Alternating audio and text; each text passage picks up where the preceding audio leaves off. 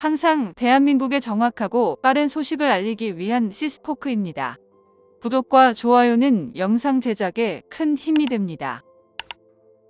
세계 곳곳에서 전쟁이 벌어지면서 이전 세대와의 전쟁 양상이 전면 바뀌었다는 걸 깨닫게 되었습니다. 그중 가장 핵심적인 요소가 바로 무인 전투기의 등장인데요. 그래서 준비했습니다. 오늘은 대한민국 무인 전투기에 대해 알아보겠습니다. 우크라이나와 러시아 전쟁이 어느덧 시작된 지 2년이라는 시간이 흘렀으며 그 사이 중동에서는 이스라엘과 하마스가 전쟁이 시작되자 국제적 동향이 심상치 않게 돌아가고 있습니다. 모두가 러시아의 압도적인 승리를 예상했으나 예상외로 팽팽한 접전을 벌이고 있는데요. 그 이유가 바로 무인 전투기를 적극적으로 활용했기 때문입니다. 드론을 통해 적의 위치를 정밀 관측한 후 포격으로 격파하는 우크라군의 전술을 통해 러시아 기갑 장비 수백 대가 폭파되었는 겁니다. 예전처럼 탱크로 적군을 막무가내로 밀어붙이는 방식으로는 승산이 없다는 걸 전 세계에 보여주었던 건데요. 이처럼 드론이나 무인 전투기의 활용 방안이 점점 더 늘어가고 있습니다. 이는 우리 군에도 적용하기 위해 개발 중인데요. 대한민국 자주국방의 핵심 연구소 국방과학연구소에선 KF-21 전투기와 함께 편대비행 작전을 펼치는 KUS 무인 스텔스기에 대해 발표를 했습니다. 한반도 전역을 포함한 1000km 이상 광범위한 영역에 걸친 대규모 화력전을 선도해서 진행하는 핵심 역할을 맡으며 만약 KF-21 전투기의 후속작인 한국형 무인 스텔스기가 계획대로 양산되고 양산과 동시에 스텔스 블록 사업까지 모두 끝낸다면 동북아시아 공군 전력에 판을 뒤집을 수 있다고 언급했는데요. 이는 단순히 전투기만에 국한되지 않으며 한국 최초로 무인 드론의 해외 수출까지 성공하게 될 계획을 준비하고 있는 겁니다. 대한민국 항공산업의 새로운 획을 긋는 일인데요. 한국군은 국산 KF-21 전투기와 무인 스텔스 전투기 가오리 X 유무인 복합체계 운용 방식을 체계적으로 운용하게 될 것이라고 국방과학연구소가 발표했습니다. 국방부는 새로운 무인 전투기 개발을 향한 업무 추진 계획에서 KF-21 전투기가 등장하는 2026년까지 1차적인 유무인 복합체계에 관한 한국 공군 도입을 본격적으로 추진하겠다고 언급했습니다. AI 인공지능을 활용해 무인 스텔스 전투기가 스스로 적 방공망을 뚫고 들어가거나 KF-21 전투기와 동일한 장거리 공대지 미사일을 장착해 순간 화력을 높이는 용도로 개발을 진행 중인데요.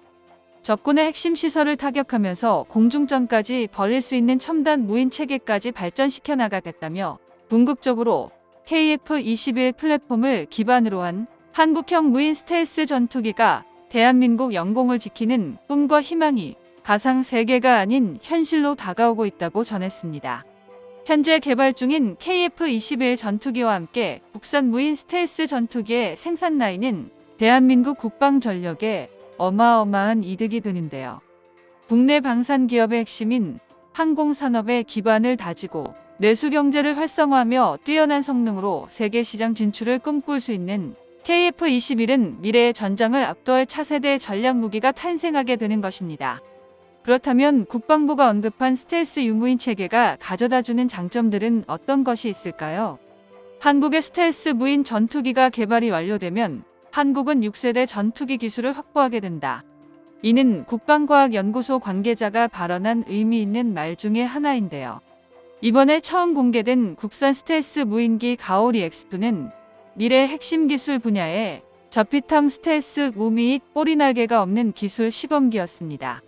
미국을 포함한 여러 국가들이 개발의 혈안인 6세대 유무인 복합체계에 적용되는 전형적인 형태인데요. 6세대 무인 전투기는 적레이더에 탐지되지 않는 스텔스 기능과 단발 엔진의 꼬리날개 없이 비행하는 기능이 핵심인데 가오리 X2가 그 형상을 완벽하게 따르고 있었던 것이었죠. 심지어 이미 일반 활주로에서 이착륙 및 비행시험에 성공한 상태로 비행 영상이 공개됐습니다. 당시 국방과학연구소 초청 행사를 본 미국의 군사 전문 기관인 NA 싱크탱크에서 한국이 공개한 무인 비행기 군집 제어 스텔스기에 대해 흥미로운 기술 및 무기 체계를 평가했는데요. 향후 KF-21 전투기가 가오리 X2로부터 유무인 체계를 구성할 것이며 무인 항공기 군집 지역 기술 등을 조합하여 효과적이고 효율적인 작전 임무를 수행할 수 있다고 내다봤습니다. 이에 대해 일본 매체 그랜드플린 역시 우리의 선진적인 무기 기술에 경악을 금치 못했습니다. 사실 일본 외에도 중국의 신화 군사망 전문 글로벌은 우리나라가 공개 행사를 가지기 전에 한국은 스텔스 무인기 기술 확보에 대부분 실패할 것으로 예상했는데요. 당시에 중국의 신화닷컴 군사 언론은 한국이 T-50 훈련기를 통해 이제 막 항공기 산업에 문을 열었다고 말하면서 5세대 스텔스 전투기에 대한 기술이 터무니없이 부족해 미국의 핵심 기술 이전 외에는 한국이 해결할 방법이 없다고 전했습니다. 또한 중국인들은 미국의 스텔스 무인 전투기 같은 첨단 스텔스 공격기는 5세대 모델에 비해 기술이 훨씬 까다롭다며 우리나라의 드론 산업은 실패할 것이라고 막말을 했는데요.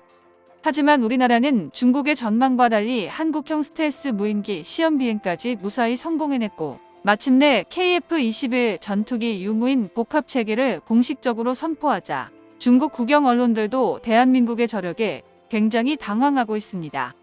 사실 우리나라의 한국형 스텔스 무인기는 단시간에 갑자기 나타난 것은 아닌데요. 오랜 시간 연구에 극비리에 진행해 왔습니다. 한국형 스텔스 무인기 사업은 2010년도에 처음 시작되었는데 시작될 때부터 국가 기밀 사업으로 관리되면서 연차적으로 조심스럽게 개발이 진행되고 있었습니다. 이 때문에 국방과학연구소는 시험장 내에서 가오리-X의 비행을 시험했지만 비행 영상의 촬영 등 외부 반출을 철저히 금지했는데요.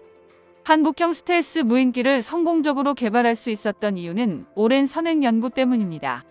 국방과학연구소는 300여 종의 다양한 무기계, 유기계, 금속계 물질을 사용해 여러 가지 스텔스 테스트를 수행하였고 수많은 시행착오 끝에 도전 손실, 자성 손실, 궁극 손실 기능을 모두를 갖춘 나노 구조의 레이더파 흡수 물질을 한국이 개발에 성공했다는 국방과학연구소의 연구 결과가 있었는데요. 보다 중요한 것은 이러한 국산 레이더 전파 흡수제를 개발하면서 각각의 재료 물질을 어떻게 반응하는지를 모두 데이터베이스로 축적하여 향후 지속적인 개발과 개량을 가능하도록 기반을 축적했다는 것입니다. 국내에서 개발된 레이더 전파 흡수제는 이미 2000년대 초반에 S밴드, C밴드, X밴드 총 3개 대역에서 12기가 1Hz에 걸친 레이더 전파 90% 이상을 흡수하는 강력한 광대 역전파 흡수 능력을 나타냈습니다. 이를 기반으로 국방과학연구소는 전파 흡수 물질은 물론 탄소 복합재 구조제에 레이더 흡수 물질을 추가한 레이더 전파 흡수 구조제를 개발함과 동시에 생산 기술도 확립했는데요. 이렇게 개발된 레이더 흡수 구조제는 2015년 시험 비행에 성공한 가오리-X에 탑재되어 성능과 신뢰성 증명했으며 해당 기술이 KF-21에 동일하게 사용될 것입니다. 언제나 세상을 놀라게 하는 대한민국과 밤낮 없이 고생하는 기술진 연구진에게 박수를 보내며 KF-21 전투기와 무인 스텔스 전투기까지 문제없이 생산되기를 응원합니다. 정보가 도움되셨다면 구독과 좋아요 부탁드립니다. 이상 시스코크입니다.